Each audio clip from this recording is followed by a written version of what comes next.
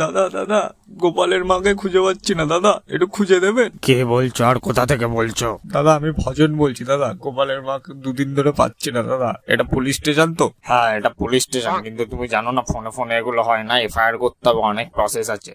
তুমি থানায় চলে আসো। দাদা ভজন বলছি দাদা, গোপালের মা আমার 2 ভরি সোনার গয়না নিয়ে পালিয়েছে, 2 দিন ধরে নিখোঁজ, একটু খুঁজে দিন না, খুব উপকার হয়। আচ্ছা, মানে গোপালের মা তোমার স্ত্রী, সে 2 ভরি গয়না নিয়ে নিখোঁজ, তাই তো?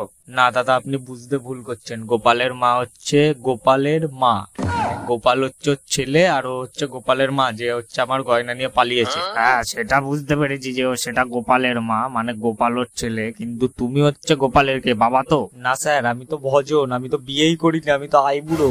এই, তুমি কি আড্ডা মারছো? এই কথায় কথায় আমি ভজন বলা বন্ধ করো, ঠিক আছে? আমি এখানে কিন্তু ডায়েরিটা লিখছি, ঠিক আছে? এখানে কি লিখবো?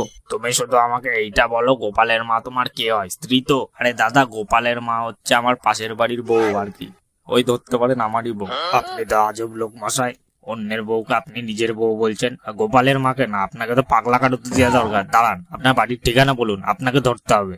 দাদা আমি ভজন।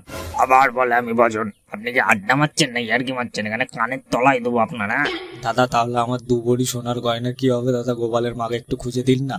আপনাকে তুলে নিয়ে এসে না 2 দিন রুলের বাড়ি দিলেই আপনার সব ঠিক হয়ে যাবে। আপনি আগে ডাক্তার দেখান, পাগলা কারোতে যান আপনি। রাখুন ফোন।